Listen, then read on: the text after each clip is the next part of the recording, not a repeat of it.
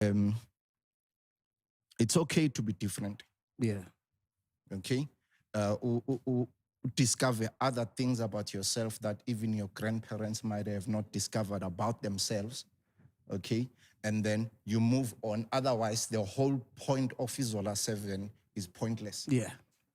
Yeah. So you have to be different. And I think a lot of young people have to accept, if they feel different, they have to accept what they are different. They have to accept what they may not be like their mother, they may not be like their father or their grandmother or their grandfather. And there's nothing wrong with that. There's nothing wrong with that. Because otherwise, we wouldn't have been here. Yeah. Okay? The white-owned media made a lot of money out of black people.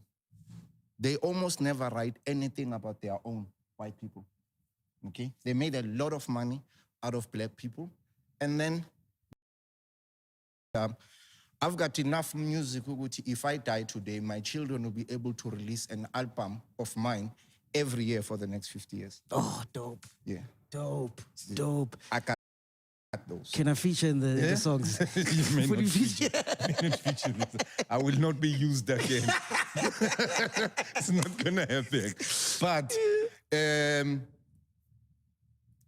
I'm an artist buyer. The younger ones, they come to my house and we sit down and I talk to them.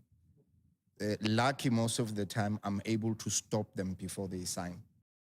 What do you think the solution is, man? Because we've seen this movie too many times, bro. It's like this thing, okay, podcast. Now people need to do things for themselves. Okay? In the important ilana uguba with a strong team. You must have people who believe in you. Okay?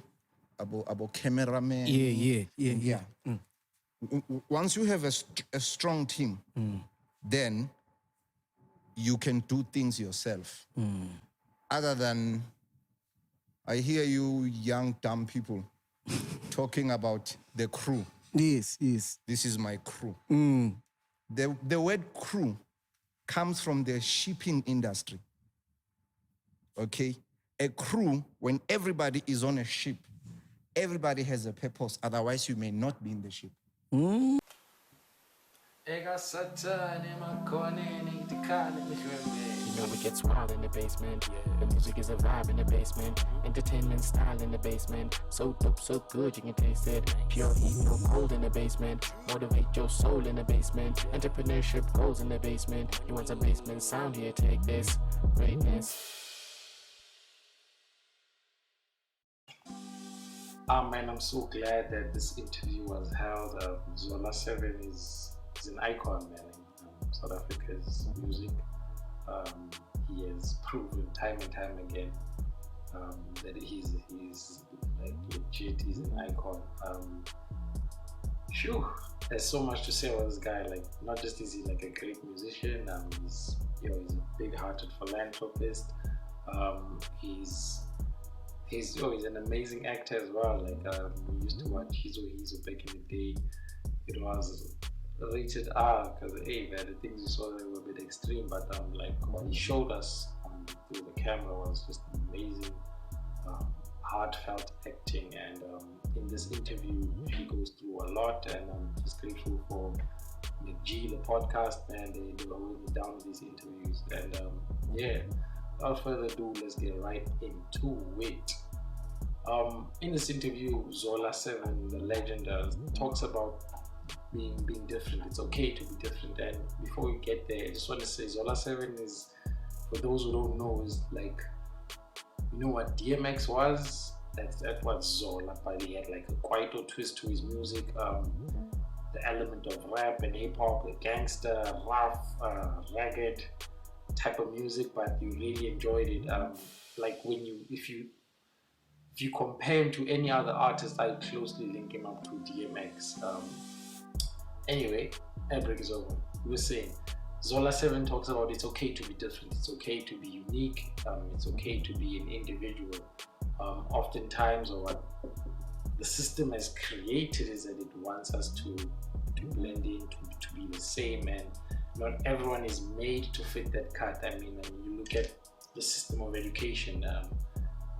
They call it the conveyor belt system, where you come in as a child, and at the end of 12 years you're supposed to come out as an ex-product or a doctor, a lawyer, whatever. And quite honestly, not all of us are meant to fit that role, because in life there are many roles to be filled. Without the janitor who would clean the doctor's office, without the accountant who would balance or manage the doctor's finances, without the background music playing in the reception area who would entertain the patients that are waiting to be attended to, and the list goes on and on, because everything is just a chain reaction. And it's perfectly okay to be unique. And this one goes out to my sisters, that you don't need the Kim Kardashian body, you don't need the flawless makeup, skin type or whatever. You just need to be you, and it's okay being you. It's perfectly okay to be you. It's perfectly okay to be me with my big eyes and my one sleepy eye. It's perfectly okay, and that's what makes us human. The diversity really just brings us together, because we see and share a lot of similar things, but we share it with such a beautiful difference in perspective. Yeah, man. And touches on another very so sensitive issue, and that is white media.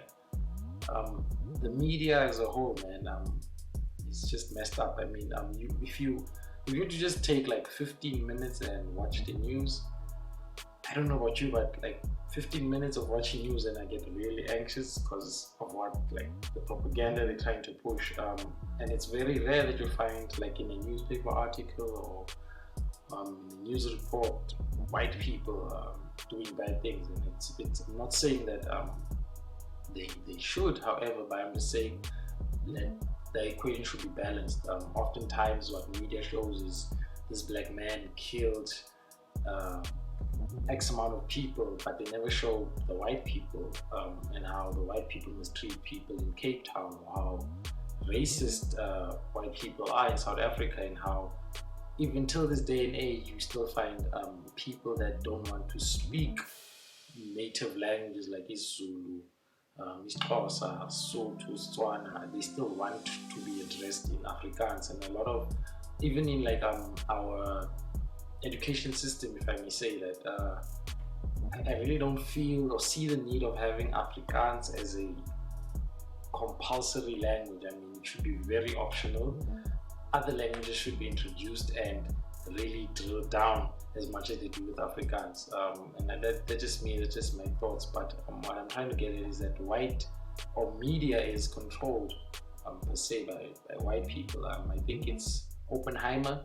He owns ENCA, so I mean, if you have, Oppenheimer, he has like the world's money, and if he owns ETV, he can literally tell ETV, you're allowed to show this, you're not allowed to show this. And we see a lot of that in the news we watch, the newspapers we read, that there's some agenda that's being pushed that not every citizen is seeing or observant of. And I think that's quite unfair, where you have one man or a couple of families that have so much power to influence media, news, television. It's just so much that they control, and as a result they control us as black people, brown people, people that were previously disadvantaged, people of color. And that for me is a sad thing. And even if you try to start your own independent platform of some sort, trust me, these big shots are going to gun you down, because they don't want that narrative to be exposed. They never share how someone is doing excellent or good work in the community. All they want to show is the bad side of people, and continue pushing the stereotype. And I think that's a very sad reality that we live in. And Zola also was part of that, where his name, he was bad-mouthed because white media was literally trying to control him, control his life, giving us false rumors, and just a whole lot, man. And I'm not gonna go in a whole lot of details, but the media is really white owned, and I think we really need to come up with a game changer. And anyway, let's get into point number 3. We see this narrative over and over where young musicians are getting into record label deals that are not going to benefit them in the long run. It's sad, like I think my heart goes out to MT from Ambitious. They really done him bad, like he's not even chowing his royalties, and I mean that's just sad. It's a sad thing for such a young man to experience this at this age. I mean, he's doing the music, he loves it, and a lot of times I think as creators we lose the element of, or we misunderstand the fact that yes, you are creative, however you also need to be aware of the business side of things, the legal side of things, and oftentimes we skip that step because we're so in love with our product and want to share it with the world, and someone else might monetize on that simply because they have the business acumen of behind that whole deal or whatever. And my heart really goes out to all those young artists that sign bad deals. I really hope that you find a way to get out and start really making a living from your music. And Zola also touches on a very important thing, and that's longevity. He says that if he dies, if he were to die, God forbid, anytime soon, his kids would have 50 years worth of albums. So every year they could literally release an album. So that's 50 albums that could sustain their lives throughout streams.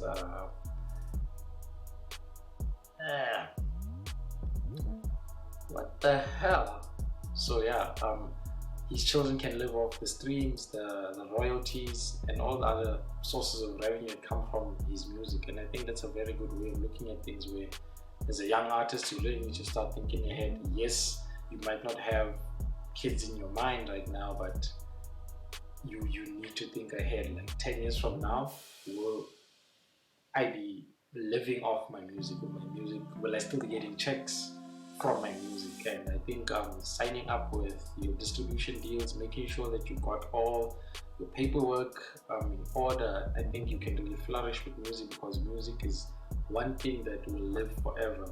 And music, and if it's your music, it could literally live forever. Your children's children can live off it, their children's children can live off it. And so longevity is a key when you start out, I think, in anything really.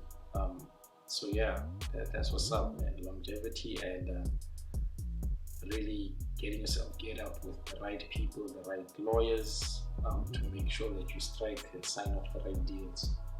And fourthly or fifthly, this one is crucial, man. Your day one. What's up, day ones? Thanks to everyone that really subscribed, that liked, that shared these videos. I really appreciate it. You are legit. Point number 5 in this, and you are the crew. You are the people that, like they say, that make the pods to be done.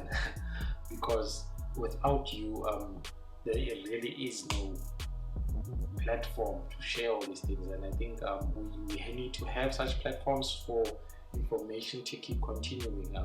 We need to put an end to people signing bad deals, and talking about such things is the only way we can spread and share this knowledge. And if you're really enjoying this video, please share it to whoever, like, comment, and if you haven't yet, please subscribe. It really does help. It encourages me to continue doing the good work I'm doing. So a team, your crew, you need people that know their purpose within the crew. It is of no use having 10,000 people that are just there with you in studio, or your posse, but they have no function.